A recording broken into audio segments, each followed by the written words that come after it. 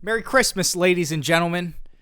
Or really, just gentlemen. Christmas time is finally upon us, and the weather's getting real nasty. We've only had one real snowstorm so far, and you know what? I'm already sick of it. That video is from my neighbor's Ring doorbell, so on top of the physical pain, you can add just a little sprinkle, just a little spritz of embarrassment on top of that. And now my right ass cheek is all bruised and sore. If only there was somebody that could give me a massage. And with the weather the way it is, I figured what better way to capture the Christmas spirit than to curl up with a nice warm drink and check out some of the worst Christmas games ever made. Let's go! My ass is killing me. Hello everybody, welcome to Grand Christmas Station. I will be your conductor for the evening. Before we set off on our journey, I would like to make it known that I do accept tips in the form of subscriptions. If you're already subscribed, I'll give you a kiss on the cheek. Our first stop is going to take us to the wonderful world of the Game Boy Advance for a game based on my favorite Christmas movie of all time, Elf. Yeah, Elf is my favorite Christmas movie. I can already hear all the r/movies power users. Widowy Elf? Widowy, that's such an NPC pick. Widowy. I just like it, okay? It's a silly movie and it makes me laugh. Have a little bit of fun, Rishma. Elf for the GBA was developed by Jollyford Management Limited. I couldn't find any other games accredited to them, so I guess they just dropped this gem and rode off into the sunset. First and foremost, the game's clearly made for kids, so it was easy. Like, it was extremely easy. And as much as a bitter person like me would love to complain about that, I'm gonna hold off on it. That wouldn't be very fair, right? That would be like a Harvard graduate getting pissed off at how easy that baby game is with the shapes and the holes, stuffing that thing in there. The Harvard graduate in this scenario being me, of course. Obviously, it's a popcorn bucket for Doom 2, not a sex toy. I mean, I'll still put my dick in it, but still. The story, as you can probably guess, follows along the movie. We don't get any cutscenes, but they were nice enough to include some low-resolution JPEGs. You can have a couple JPEGs as a treat. The gameplay is about as simple as you can get. You just platform your way through the levels, collecting a little bit of candy along the way. I would describe the level design as flat. There wasn't really a whole lot going on there. So it was kind of boring. There wasn't a lot of variety in that aspect. I was originally planning on just playing the first level or two of each one of these games, mostly because I didn't want to spend, 8 hours completing like the Polar Express. But I actually finished this game because it was about 40 minutes long. Overall, it was cool. It filled me up with Christmas cheer. I was leaking Christmas cheer. I mean, it was a short and fun game. I was able to finish the whole thing while my fiance left me home alone. Oh, I like the movies. Which there are 5 of, apparently. I mean, who knew that? Dude, I gotta adjust. Let me adjust so I can look at you guys straight on without leaning over this desk. That's way better. Now I feel like I'm in an interview. My biggest weakness is I love to steal.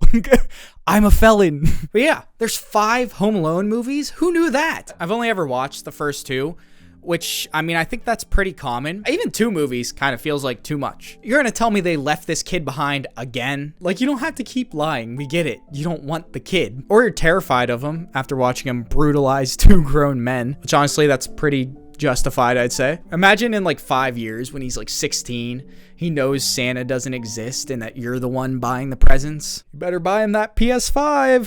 Gary, there's a bomb strapped to my... I think you can kind of tell what kind of game we're working with as soon as you boot it up. Oh, who is that?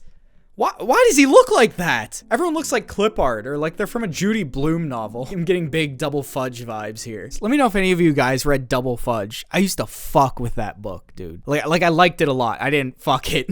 Yo, look at the spine on that one. The game gives you the option to pick your character, which is weird because you'd figure it would just be Kevin from the movie. Who's here? You can pick Kevin, but there's also 3 other people that were just randomly added in. Maybe they were Kevin's siblings from the movie. I don't remember any of their names. Maybe that's who it is. No.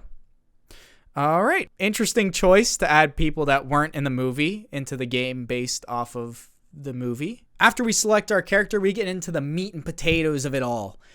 If there were any. I mean, there's no story here. It's just an arcade game, so you just replay it and try and get the high score. Basically, you go around and lock doors. You don't really set many traps like in the movie. Also, you're home alone, but you're not in a house.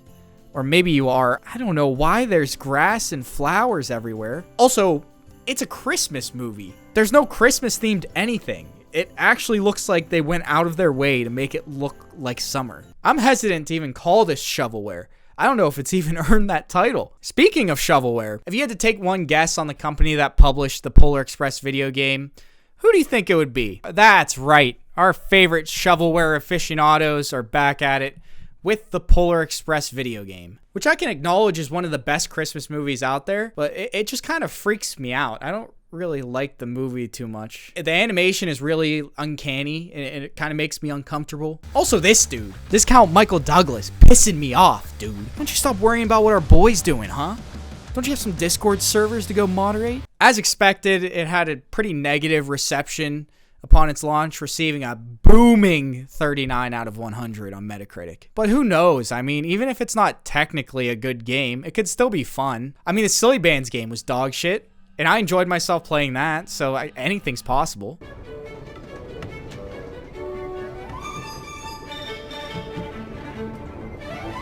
So I was wrong. Basically, the game introduces this Scrooge puppet. I guess Scrooge is part of the Polar Express multiverse. So this Scrooge puppet has stolen some golden tickets from the kids. And you know the Polar Express, they run a pretty tight ship over there, right? So if you don't have your golden ticket, which they check after you get onto the train, for some reason they just let the kids on and then check them afterwards. If you don't have your ticket, you're getting kicked off. Oh, it's too cold. Oh, the frozen tundra. Oh, you're gonna freeze to death. You're only wearing pajamas. Oh, should have had your ticket then. So you go through a bunch of different mini games in each train car. We search presents. We join a food fight. Play some tennis. You sneak around a cook. This game fucking sucks, man.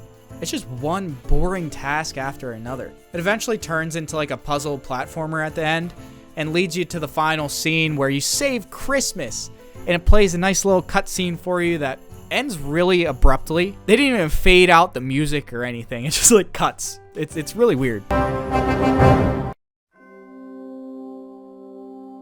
And with that, I'm tapping out. I don't think I can take any more of this. There is a Grinch game that just came out for the PS5, but it's like $40, and I'd rather spend that on literally anything. So I think I'm gonna call it quits. My Christmas spirit's at an all-time high. I'm sure yours is too. But if you're into weird, nostalgic, and usually pretty terrible games, you should check out some of the other videos I have. I think you'll like it around here. Anyways, Merry Christmas, Happy Holidays, whatever you guys celebrate.